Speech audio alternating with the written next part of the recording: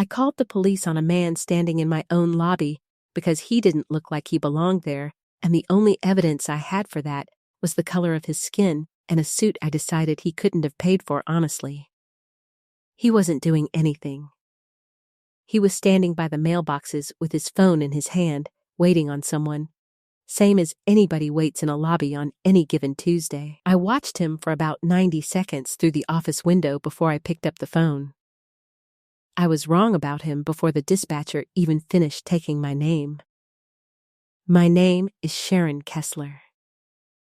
58 years old, Pittsburgh, Pennsylvania.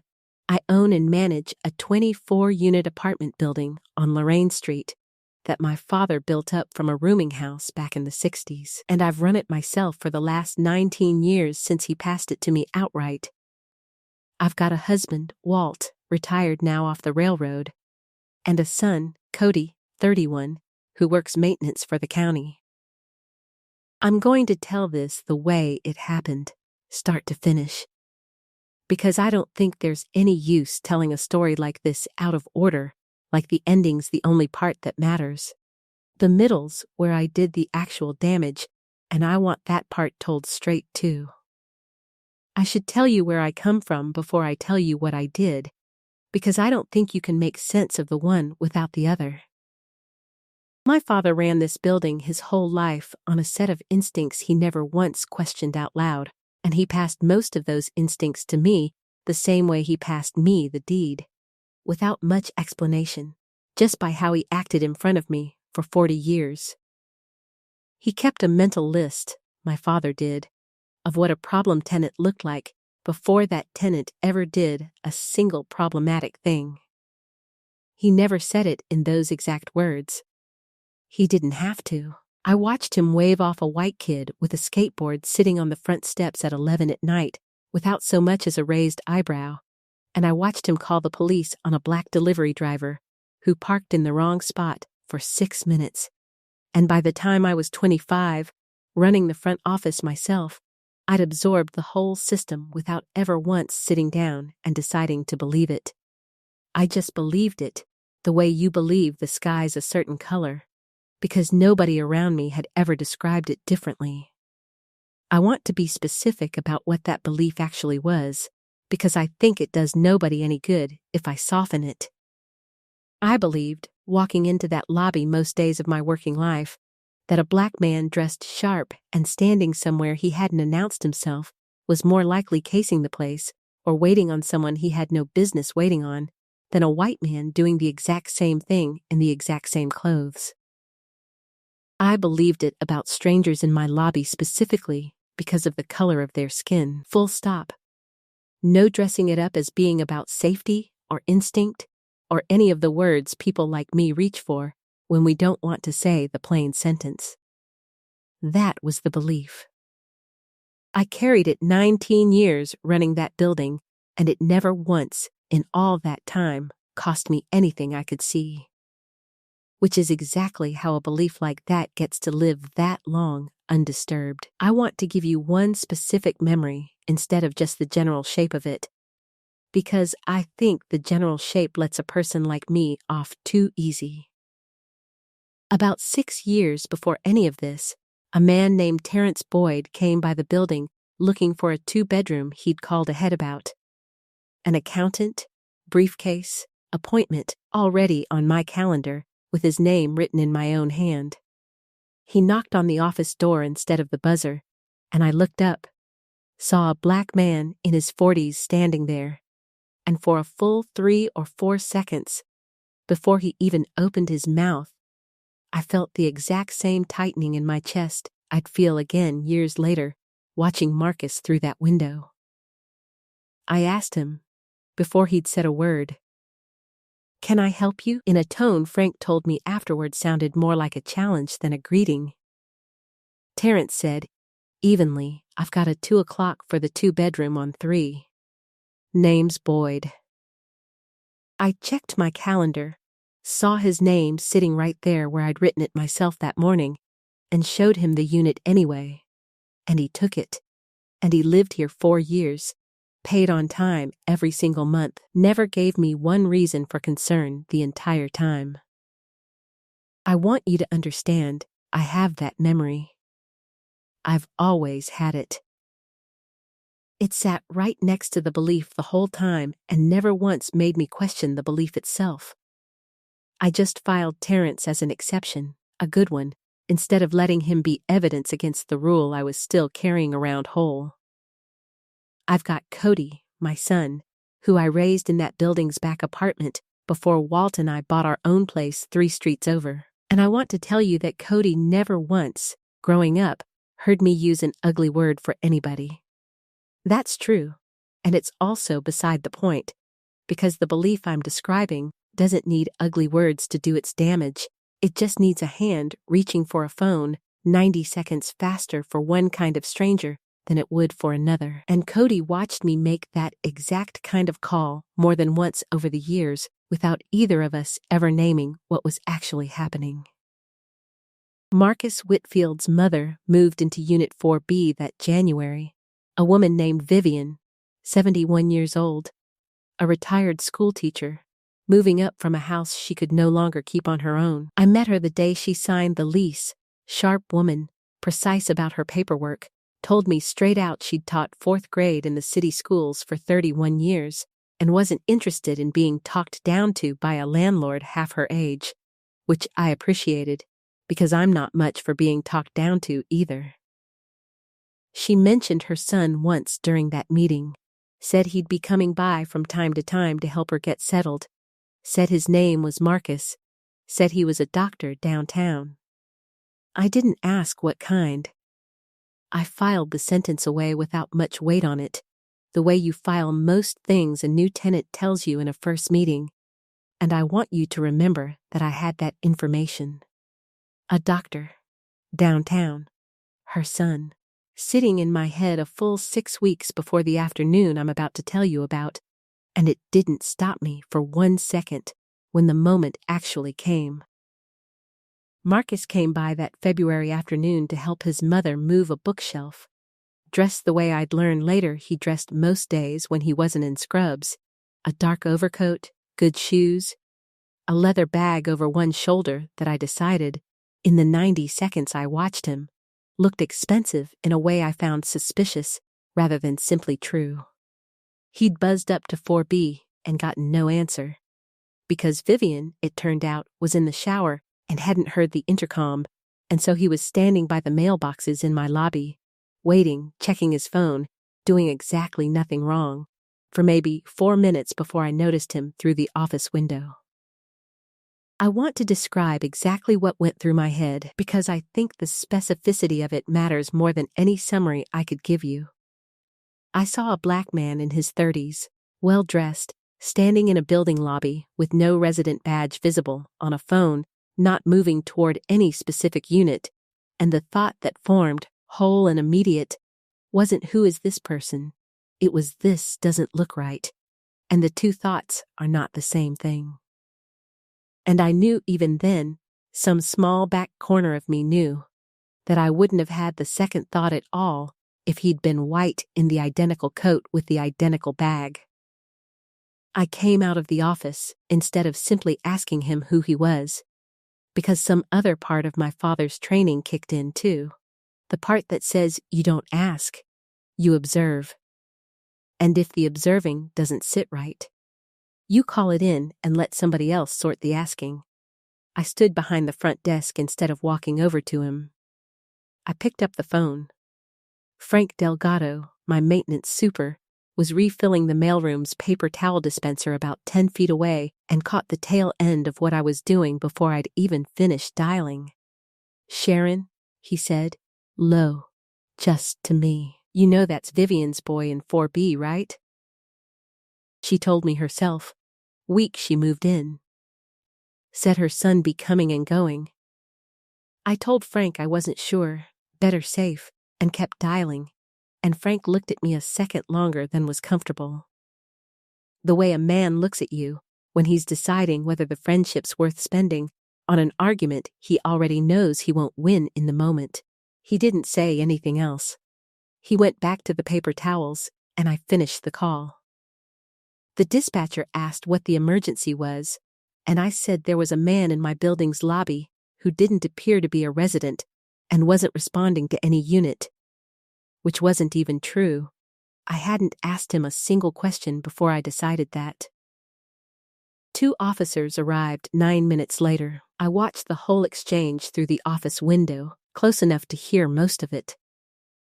The younger officer approached him first, hand near his belt in that particular way officers stand when they've already decided a stranger might be a problem. "Sir, can I see some ID? We got a call about someone loitering." Marcus didn't raise his voice. He didn't argue. He reached into his coat slowly, said, "I'm going for my wallet. It's in my left inside pocket." The way I'd learned later he'd been taught to say it by his own father decades before, a script built out of necessity rather than choice. He handed over a driver's license and, after a beat, a hospital ID badge that had been clipped inside his coat the entire time. The whole 4 minutes he'd been standing in my lobby, doing absolutely nothing. "I'm here to see my mother," he said. "Vivian Whitfield, Unit 4B. She wasn't answering the intercom. Flat, controlled, not one note of the outrage I think most people would have been within their rights to show.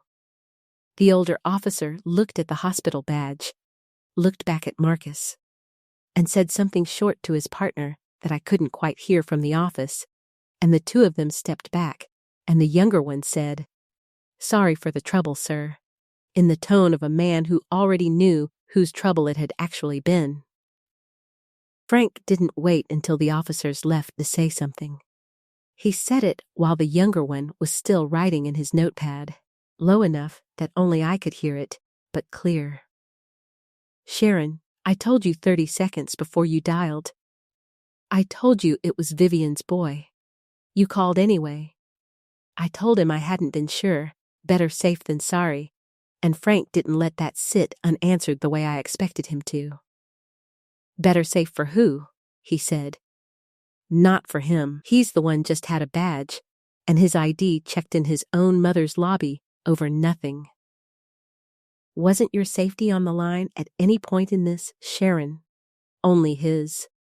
I told Frank the conversation was over, in the same flat tone I'd used to end a dispute about a maintenance invoice, and he looked at me a long second, the kind of look a man gives you when he's deciding the friendship isn't worth spending on an argument he already knows he's not going to win that day. He went back to the mailroom without another word. I want to be honest that I felt, in that moment, mostly irritated at him for making the afternoon feel worse than I'd already decided it was going to feel, and it would be 8 months before I understood that Frank had been the only person in that lobby who'd gotten the whole thing right from the very first 30 seconds. I didn't say anything back. I want to tell you I felt something big in that moment, some crack of understanding. I didn't. I felt annoyed that the whole thing had cost me 20 minutes and made my lobby feel tense for the rest of the afternoon, and I told myself, driving that annoyance down into something smaller and more manageable, that anybody in my position would have made the same call given what they could see. That was the whole of my reckoning, that first day. Nothing. I filed it away same as I'd filed away he's a doctor downtown 6 weeks earlier, and I went back to my office, and Marcus went upstairs to see his mother, and neither of us spoke of it again for 8 months. The crack came that October, and it had nothing to do with Marcus at first. It had to do with Walt. He'd been having chest tightness for about 2 weeks that he kept calling indigestion, the way men his age do. And on a Thursday night, it got bad enough that I drove him to the ER myself instead of waiting on an ambulance, both of us more scared than either of us said out loud in the car. They admitted him. Unstable angina, the doctor told us. 2 blocked arteries, needed a catheterization within days, not weeks. I sat in that waiting room most of that first night running the same numbers I run on rent rolls, except the number I couldn't make work was how a man built like Walt, 40 years of railroad work behind him, had let himself get this far past the point where somebody should have caught it sooner. The cardiologist who came out to talk to us at 6 in the morning, still in scrubs, clipboard in hand, introduced himself before I'd even fully processed his face. "Dr. Whitfield," he said. "I'll be handling your husband's catheterization this morning." I want to tell you I recognized him instantly. I didn't, not at first. 8 months is a long time, and grief and fear do something to a person's ability to place a face they've only seen once, tense, through an office window. It was Frank, 3 days later when I mentioned the doctor's name to him in passing, who put it together out loud for me. "Whitfield," Frank said. "That's Vivian's boy. That's the man you called the cops on." I sat with that a long moment before I said anything back to Frank. The same kind of long moment I'd later learned to recognize in Marcus himself, except mine wasn't restraint. Mine was just the slow arithmetic of understanding you've been handed exactly the reckoning you built for yourself with your own hands. 9 months earlier, over 4 minutes, and a phone call you didn't have to make. Walt's catheterization went fine. 2 stents, clean recovery, home within 4 days. I want to be honest that even knowing who'd done the procedure, some old stubborn part of me tried to file it as a coincidence rather than a consequence, tried to keep those two facts from touching each other the way I'd kept "he's a doctor" downtown from touching the man standing in my lobby all those months back. It didn't work this time. The facts wouldn't stay separated. I'd called the police on the same man who'd just had his hands inside my husband's chest, and there was no version of running that math where I came out looking like a woman who'd made a reasonable call given what she could see. I learned the rest of it in pieces, mostly from other people, over the next several weeks, and I want to tell it the way I actually learned it. In order. Because I think the sequence matters as much as the facts themselves. Frank told me first, a few days after I found out who'd done Walt's catheterization, catching me in the hallway outside the maintenance closet before either of us had said much else that morning. "You know he grew up 2 blocks from here," Frank said. "Same streets your father built this place up on. His dad drove a city bus 30 years. I used to see the two of them walking to the number 71 stop together before Marcus was old enough to drive himself." Frank told me this plainly, not unkindly, just laying facts down the way he'd lay down a work order. And I stood there in that hallway with a mop bucket between us, not saying much of anything back. Vivian told me more, a few weeks later, when I finally worked up the nerve to knock on her door. She let me in, sat me down at her kitchen table, didn't make it easy, and I didn't ask her to. She told me about the scholarships and the loans both, the 6 figures of debt he was still paying off a decade into his practice, and she told me, without any performance in her voice at all, about her own father, Marcus's grandfather, dying in a hospital waiting room in 1974, 2 hours after being told to sit down and wait his turn, in a room where a white man who arrived after him got called back first. He didn't become a cardiologist to prove anything to a woman standing behind a desk with a phone in her hand, Vivian said. He built that career before he ever met you, for reasons that have nothing to do with you at all. The hardest piece came almost by accident, weeks after that, in the hospital cafeteria, while Walt was still finishing his recovery. A young resident named Priya sat down at my table without knowing yet who I was to any of it, saw Walt's name on a chart she was reviewing, and mentioned, in the easy way colleagues talk about each other, that Dr. Whitfield had a rule his whole team followed without exception. He went down himself, personally, to walk every new cardiac family through the procedure before surgery, even when his schedule didn't strictly call for it, because nobody had done that for his own family when it mattered most. I sat there with my coffee going cold, listening to a stranger describe, without any idea what she was actually handing me, the full shape of a man I'd stood behind a desk and decided, in 90 seconds, was probably casing my building. Frank told me first that Marcus had grown up 2 blocks from Lorraine Street himself, in a row house his own parents had scraped a down payment together for the same decade my father was building up this building. His father had driven a city bus for 30 years. His mother, Vivian, had taught 4th grade the whole time Marcus was coming up, in the same school system where, Frank told me, Marcus used to get stopped walking home from the library with a backpack full of library books because a man his age walking fast through that neighborhood, alone, after dark, read to somebody as a threat instead of a kid who liked to read. Vivian herself told me more a few weeks later when I worked up the nerve to knock on her door and ask if I could speak with her a moment, mostly because I didn't yet have it together enough to ask Marcus directly.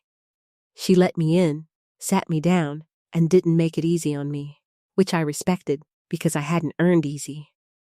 She told me Marcus had put himself through undergrad on scholarship and loans both, then medical school the same way, 6 figures of debt he was still paying down a decade into his cardiology practice, because nobody in his family had the kind of money that makes medical school something other than a mortgage on your whole 20s.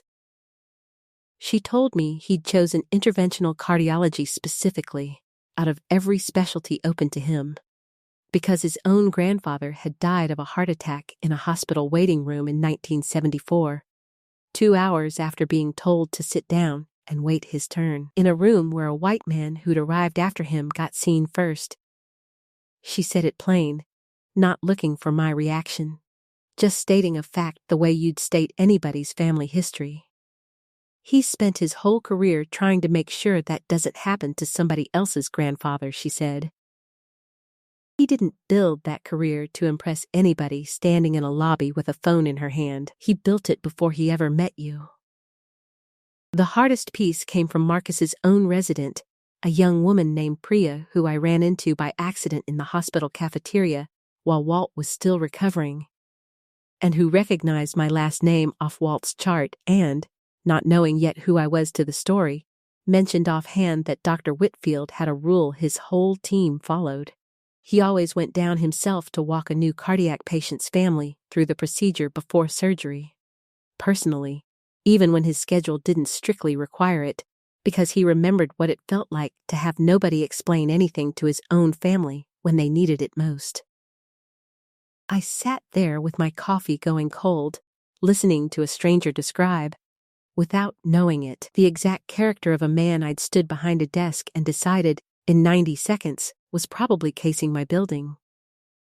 I didn't say much in any of those conversations. I want to be honest that I mostly just sat there, hands flat on whatever table was in front of me, letting people who weren't me hand me the truth of who he was, piece by piece. Because I don't think I'd earned the right yet to go get that truth directly from him. There was a 4th thing I did, later, that took the longest to work up to, because it was the one that risked the most. Lorraine Street had an annual tenants meeting every spring. Same conference room at the community center we'd used for a decade. Same 20 or so residents who bothered to show up. That April, I stood up in front of that room, all my own tenants, people who paid me rent every month and had no particular reason to think less of me before I opened my mouth. And I told them the story the same plain way I've told it to you. The phone call. The 4 minutes. The officers, whose son it turned out to be. I didn't have to do that. Nobody but Frank and Vivian and Marcus himself would ever have known if I just quietly changed the front desk policy and left it there. I did it anyway, in front of people whose good opinion of me paid my mortgage. Because I'd decided that quietly fixing the policy without ever naming what it was fixing would have been its own kind of softening. And I was done with those. I lost that one lease renewal I mentioned. I also, a few weeks later, got a letter, not from Marcus, from a tenant in 6C I barely knew. A black woman named Odessa Grant, who'd lived in the building 2 years and never once complained about anything. She wrote that she'd always felt something watchful in how the front desk looked at her when she came in with guests, and she'd never had the words for it until she heard me name it out loud in that meeting, and she wanted me to know she appreciated hearing it named rather than left to sit unspoken the way it had sat the whole 2 years she'd lived there. I read that letter more than once. It didn't make me feel better exactly. It made the size of what I'd been running for 19 years feel a good deal larger than just the one afternoon with Marcus, which I think was the more honest way to understand it anyway. I finally went to see him about 3 weeks after Walt came home, at the hospital during what his office told me was a short window between procedures. He came out to the small consultation room in his white coat, badge clipped the same way it had been clipped in my lobby all those months back, and he sat down across from me, without much in his face one way or the other. "Mrs. Kessler," he said. Just that. A fact, not a greeting. "I called the police on you," I said. I'd decided on the drive over I wasn't going to soften the sentence, wasn't going to call it that misunderstanding or what happened in February. I was going to name the thing I'd actually done. "You were standing in my lobby, doing nothing, waiting on your own mother, and I looked at you and decided you didn't belong there because you're black and well-dressed, and I've spent my whole life believing, without ever once checking it, that those two things together meant somebody was casing my building instead of visiting his mother. I want to say that to you plain, because I don't think you need me dressing it up any softer than what it actually was." He didn't say anything for a while. I let it sit, because I'd learned by then, mostly from watching him in that lobby video I'd made myself replay in my head more than once since, that he didn't fill silences he didn't feel like filling, and I figured I owed him at least that much room. "I appreciate you saying it that plainly," he finally said. "Most people who've done what you did don't. They say misunderstanding. They say they were being cautious. You're the first one who's actually said the sentence out loud." He looked at me steady. "I want to say something back, and I want you to actually hear it, not just take it as me letting you off easy, because I'm not doing that. It wouldn't have mattered if I hadn't gone to medical school. It wouldn't have mattered if I'd been coming to fix your radiator instead of visit my mother. You didn't have the right to call the police on me because of what I might be. I had the right to stand in a lobby waiting on an intercom buzz same as anybody else, full stop. And nothing about my resume changes whether that was true. I don't want you walking out of here thinking you were wrong because I turned out to be impressive. You were wrong the second you picked up that phone, and you'd have been just as wrong if I'd been anybody at all." I told him I understood that, and I meant it. Though I want to be honest that some part of me had in fact been quietly hoping the doctor part would make the apology land softer. And he'd just closed that door plainly, on purpose, because he wasn't going to let me have it. "I'm not asking you to forgive it," I said. "I don't think I've got any right to ask that." "Good," he said. "Because I haven't decided that, and I'm not going to decide it today just because you drove over here and said the right words. My mother's lived in that building 9 months since that afternoon. I still think about it every time I buzz up to her unit and wonder if anybody's watching me through that office window before they decide whether to let the buzzer ring." That last sentence landed harder than anything else he'd said, because it wasn't about me directly. It was about what I'd built into his ordinary, everyday experience of visiting his own mother. A small, permanent tax on something that should have cost him nothing at all. I didn't ask him what would fix it, because I understood by then that wasn't a question he owed me an answer to. I went home and did what I actually know how to do, which is look at what's in front of me and change what I can change with my own hands. First thing, I pulled the building's incident log. We keep one. Every call to police or fire, going back years, and I found 4 other calls over the past decade that read the same way mine had: vague, individual not appearing to be a resident, no follow-up questions asked before the call went in. 3 of the 4 were about black men. I brought that log to a meeting with my 3 part-time front desk staff, and Frank laid it out flat on the table and told them plainly that we were changing the policy, effective that day. Nobody calls police over a person's mere presence in the lobby without first asking that person directly who they are and who they're visiting, and writing down the answer and calling the unit in question before anybody dials anyone else. I told them why, specifically using Marcus's name, not some sanitized version of the story. I wanted them to hear exactly what the old policy had actually cost, not a softened summary of it. Second, I went to Vivian and asked if she'd let me put something in writing, an actual letter to her, copied to Marcus, apologizing by name, on paper, not just spoken once in a consultation room where nobody else would ever see it. She read it over before she agreed to accept it, made me change one line she thought was doing too much explaining and not enough owning, and then she let me leave it with her. I don't know if Marcus ever read every word of it. I know he didn't reject it. Third, and this took longer, almost 4 months, I got involved, at Frank's suggestion actually, with a local tenant advocacy group that trains landlords and building staff across the city on exactly the pattern I'd run for 19 years, without ever naming it. I didn't do it quietly. I let them use the Lorraine Street building's old incident log, redacted, as a training example, and I sat in on 2 of the sessions myself, in front of other landlords, and told the story the same plain way I've told it to you, without smoothing off the ugly parts. That cost me something real. A few tenants in my own building heard about it, asked me directly if it was true, and I told them yes. All of it. And I lost exactly 1 lease renewal over it. A man who said he didn't feel comfortable in a building run by someone like that. And I let him go without an argument, because I didn't think I had one to make. There was a 4th thing I did, later, that took the longest to work up to, because it was the one that risked the most. Lorraine Street had an annual tenants meeting every spring. Same conference room at the community center we'd used for a decade.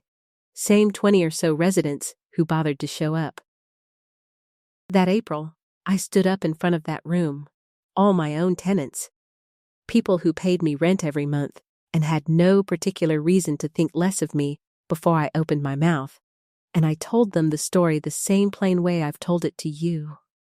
The phone call, the 4 minutes, the officers, whose son it turned out to be. I didn't have to do that.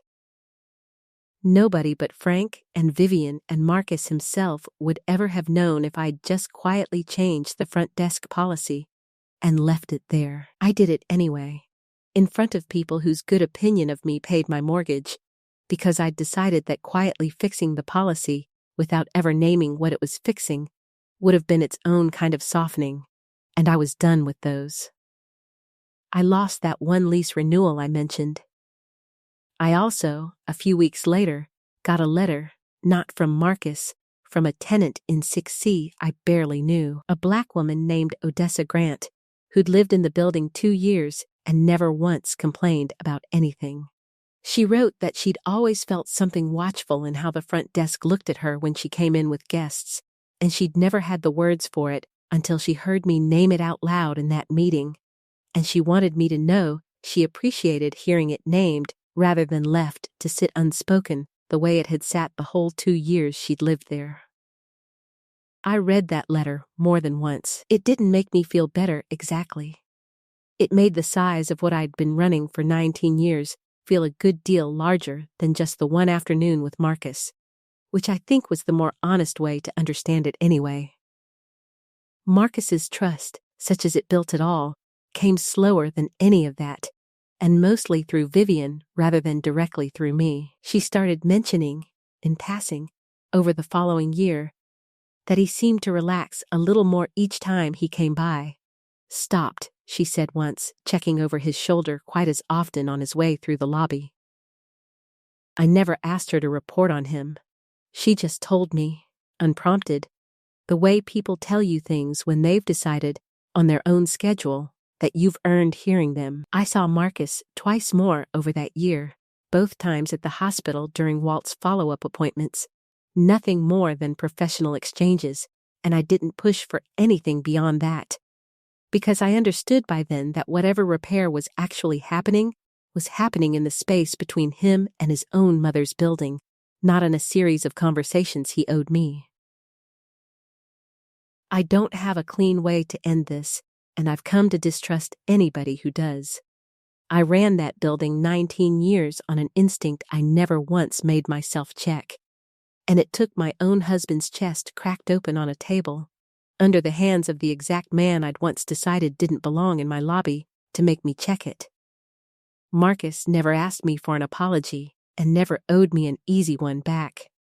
He was right the day I called that dispatcher, and he'd have been just as right if he'd turned out to be nobody in particular.